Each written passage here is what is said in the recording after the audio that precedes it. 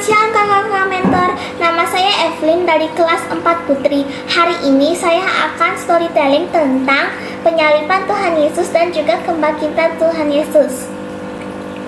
Sebelum ia disalibkan, ia pergi ke taman yang bernama Getsemani. Setelah itu, sampailah Yesus dan murid-muridnya ke taman Getsemani.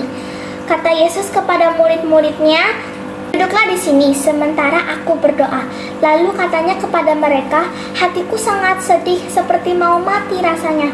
Tinggallah di sini dan berjaga-jagalah." Katanya, "Ya Aba, ya Bapa, tidak ada yang mustahil bagimu. Ambillah cawan ini daripadaku, tetapi janganlah apa yang aku kehendaki, melainkan engkau kehendaki." Setelah itu ia datang kembali dan mendapati ketiganya sedang tidur. Dan ia berkata kepada Petrus, "Simon, sedang tidurkah engkau? Tidakkah engkau sanggup berjaga-jaga 1 jam? Berjaga-jagalah dan berdoalah, supaya kamu jangan jatuh ke dalam pencobaan. Roh memang penurut, tetapi daging lemah." Waktu Yesus masih berbicara, muncullah Yudas, salah satu seorang dari ke-12 murid itu. Dan bersama-sama dia serombongan orang yang membawa pedang dan pentung, disuruh oleh imam-imam kepala, ahli-ahli Taurat, dan tua-tua. Orang yang menyerahkan dia telah memberitahukan tanda ini kepada mereka, "Orang yang akan kucium itulah dia. Tangkaplah dia dan bawalah dia dengan selamat." Dan ketika ia sampai di situ, ia segera maju dan mendapatkan Yesus dan berkata, "Rabi," lalu mencium dia. Salah seorang dari mereka yang ada di situ menghunus pedangnya, lalu menetakannya kepada hamba imam besar hingga putus telinganya. Kata Yesus kepada mereka, "Sangkamu aku ini penyamun, maka kamu datang lengkap dengan pedang dan pentung untuk menangkapku? Padahal tiap-tiap hari aku ada di tengah-tengah kamu mengajar di bait Allah dan kamu tidak menangkap aku. Tetapi haruslah digenapi tertulis di dalam kitab suci." Kemudian Yesus dibawa menghadap imam besar. Lalu semua imam kepala, tua-tua dan ahli Taurat berkumpul di situ. Imam-imam kepala malah seluruh mahkamah agama mencari kesaksian terhadap Yesus supaya ia dapat dihukum mati. Tetapi mereka tidak memperolehnya, maka imam besar itu menggoyahkan pakaiannya dan berkata, "Untuk apa kita perlu saksi lagi?" Lalu mulailah beberapa orang meludahi dia dan menutupi mukanya dan meninjunya dia, sambil berkata kepadanya, "Hai Nabi, cobalah terka." Malah para pengawal pun memukuli dia. Lalu Pilatus berkata kepada mereka, "Tetapi kejahatan apakah yang telah dilakukannya?" Namun mereka makin keras berteriak, "Salibkanlah dia, salibkanlah dia!" Dan oleh karena Pilatus ingin memuaskan hati orang banyak itu, ia membebaskan Barabas bagi mereka. Tetapi Yesus disusahnya lalu diserahkannya untuk disalibkan. Kemudian serdadu-serdadu membawa Yesus ke dalam istana, yaitu gedung pengadilan, dan memanggil seluruh pasukan berkumpul. Mereka mengenakan jubah ungu kepadanya, menganyam sebuah mahkota duri dan menaruhnya di atas kepalanya. Kemudian mereka mulai memberi hormat kepadanya dan berkata, "Salam hai Raja orang Yahudi."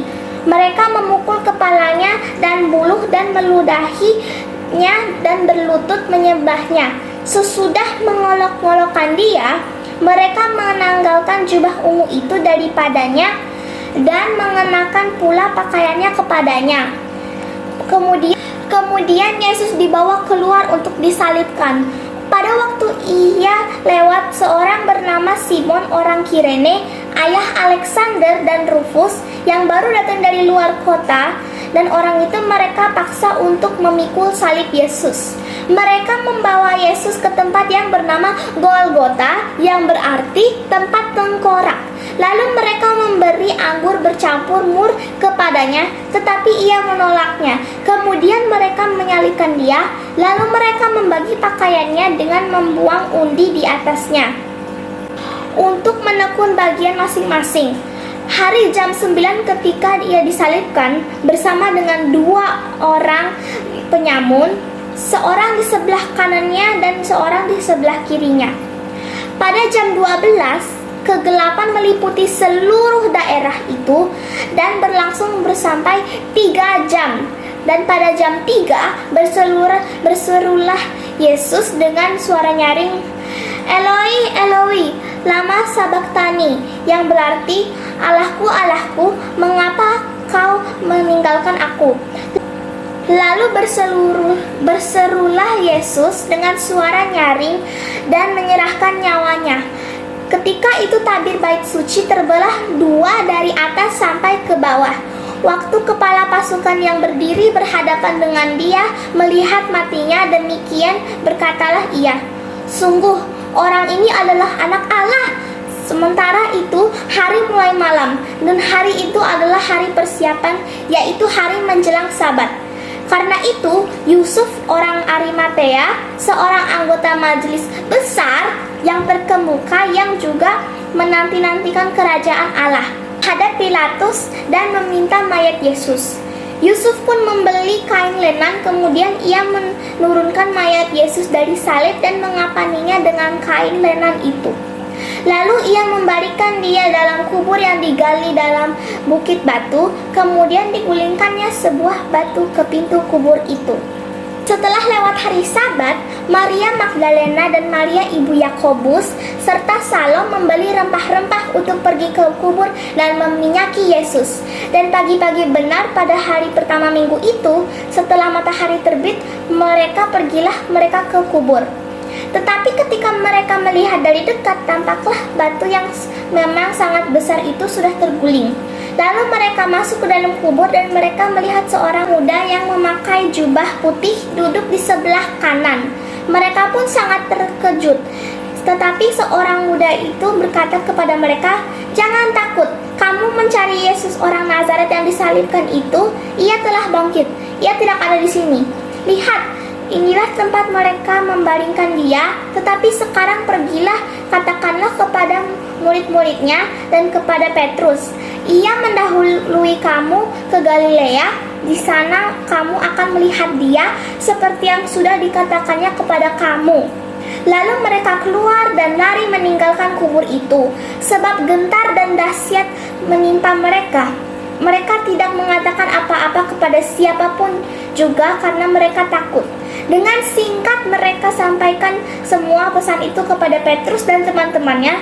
Sesudah itu Yesus sendiri dengan perantaran murid-muridnya memberitakan dari timur ke barat berita yang kudus dan tidak terbinasakan tentang keselamatan yang kekal itu. Jadi pesan singkatku dari penyaliban Tuhan Yesus dan juga pembangkitan Tuhan Yesus adalah Yesus sudah mati di kayu salib untuk menebus dosa manusia. Jadi aku sangat bersyukur karena sudah menerima Yesus dalam hatiku. Jadi kapanpun aku mati, aku pasti bisa masuk surga. Kalian juga bisa masuk surga jika kalian semua menerima Tuhan Yesus di dalam hati. Demikianlah cerita singkatku tentang penyaliban dan pembangkitan Tuhan Yesus. Terima kasih, sampai jumpa lagi. Bye-bye.